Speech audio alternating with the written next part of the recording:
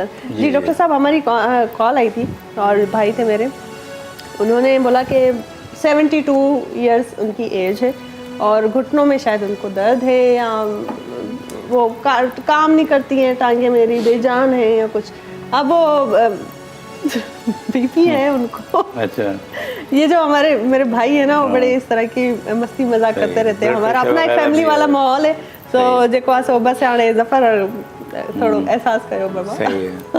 ठीक है।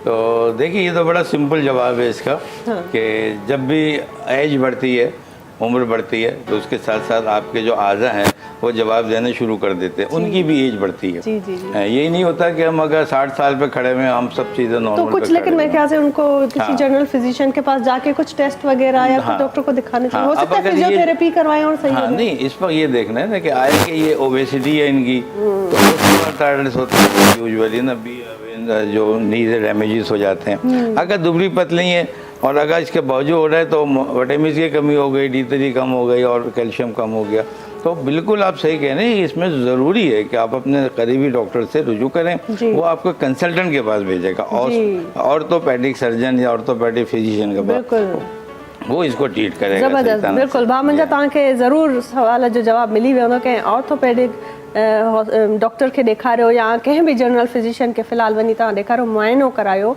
ज़ाहिर आहे कुछ तव्हांजो टेस्ट उहे कंदा, कुछ तव्हां सां का एक्सरसाइज कंदा, का फिजियोथेरेपी जे लाइ चवनि। सो इन जे प्रोसेस आहे हिकिड़ो, उन में तव्हां वञो ऐं पंहिंजो ख़्यालु रखो सिहत जो।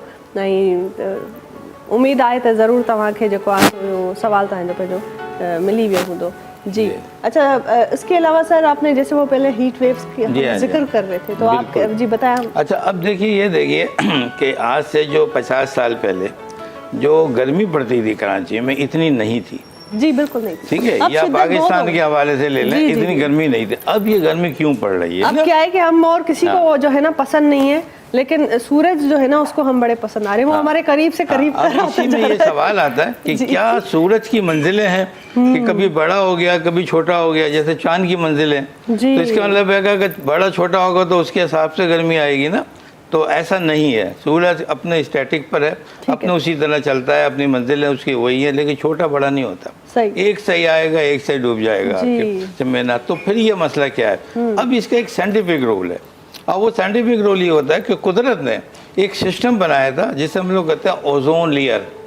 बिल्कुल। ऑक्सीजन 3 के नाम से ये आता है। ये एक ओजोन, जब आपकी अर्थ खत्म होती है तो ये उसकी जो लेयर है उसके ऊपर ये ओजोन लेयर वहाँ बनती है, और वो ऐसी बन जाती है बिल्कुल कि वो जो ऊपर की तेज रो जो आ रही होती है हीट रे, तो रेडिएशन कहलाती है।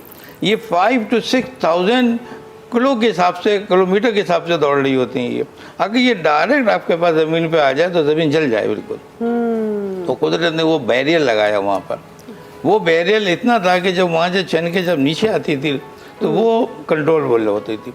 अब ऐसा हुआ कि आपके मुल्क से पॉल्यूशन बढ़े, समझिए ना, ये जो बागात थे लॉन ये हट गए, ये कट गए चीज़ें, और जो ऑक्सीजन थी इनको दूसरा रिप्लेस कर दिया गया केमिकल्स में। तो ये 1985 में ब्रिटेन के 2 फिजिशियन थे, उन्होंने देखा कि ये मेट्रोलॉजिस्ट, इन्होंने कहा कि हुआ क्या ये, तो मालूम ये हुआ कि वो जो लेयर थी वो डैमेज हो गई है, ओजोन लेयर, और इसकी वजह से जो है हमें ज्यादा हीट अब डायरेक्ट हीट आनी शुरू, अब डायरेक्ट हीट आती है, इस वजह से ज्यादा इसका असर है। बहुत अच्छी बात है। हींअर ॾाढी सुठियूं ॻाल्हियूं